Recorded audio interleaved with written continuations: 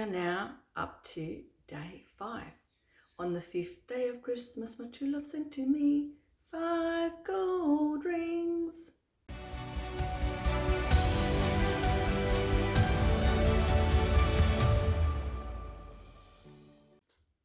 The closest I could come up with 5 golden rings is a sweet that we make in Chile. They're called Chileanitos. They're little round discs.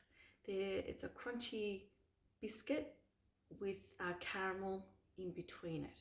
And there are other variations to that where you can put some meringue on the top and just let it dry out, and you got a white coating, or you just sprinkle it with icing sugar. I'm just going to stick to the plain ones with just a little bit of icing sugar sprinkled on the top, and I hope you enjoy this. So, when making chilenitos, you need to get the caramel cooking ahead of time. So it's just a can of condensed milk that you pop it on the stove in a saucepan full of water and let it boil, and then you reduce it down and let it simmer for at least an hour so it goes a nice goldy caramelly color.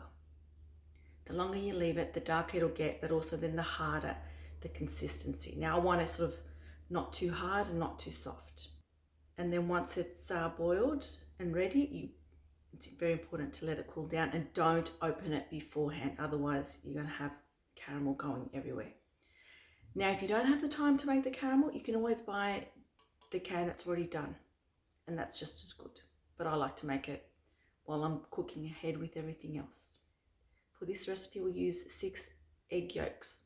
So then what I do with the egg whites, I portion them off into Ziploc bags in 2s, put them in the freezer, because then I can use them later on if I want to make a meringue, or if for whatever reason you need some egg whites, they're there, you just pop them, take them out of the freezer and let them defrost, and you're ready to go. So with the eggs, I'm sure you've all seen how we do the eggs to separate them, but I thought I'd just show you just in case. This again, I do it with using the shells, other people use their hands, others use a strainer to separate the yolk from the white. Whichever way is easier for you, just do it, okay? There's no right or wrong here. Oops.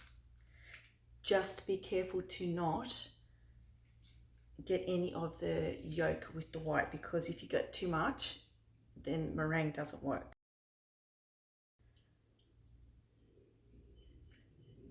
So I don't know if you saw that there. And you just flip it from one side to the other in separate bowls. And that's what you do.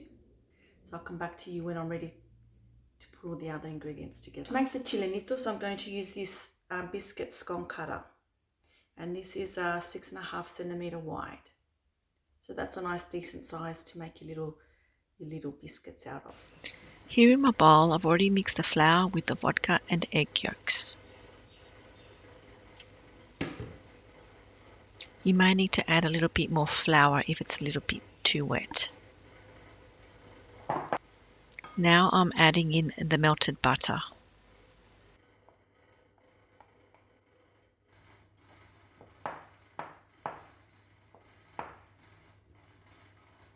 You may need to add a bit more flour if it's still a bit wet. And now it's time to use your hands to mix everything in together until it comes into a nice, neat ball of dough.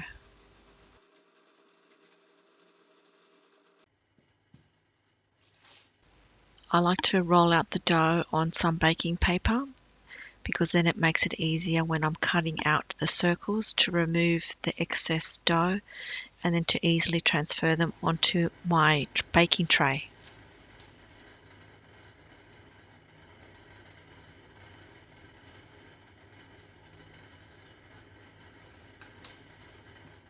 And now with the fork, I prick the dough, which is called docking, to stop it from puffing up too much. You want to end up with flat little circles of golden dough. Here they've been baked in the oven for about 20 minutes. As you can see, they're a little goldy in colour.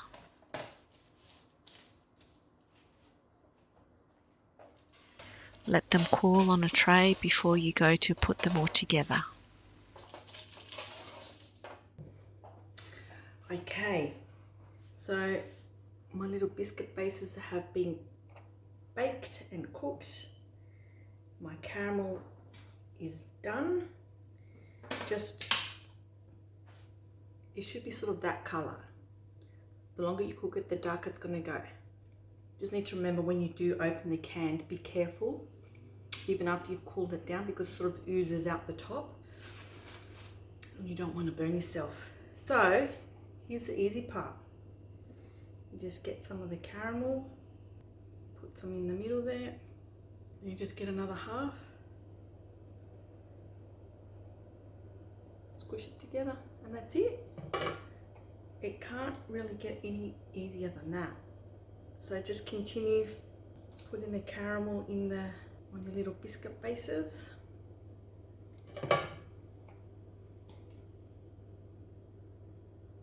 And then you're done. And then it's up to you whether you want to then roll them around in coconut or just leave them as is. Okay, there they are all done. You always end up being a bit sticky. That's part of the job. So there you go, there are my Chileanitos, Chilean sweet, good for any time of the year. I hope you enjoy these.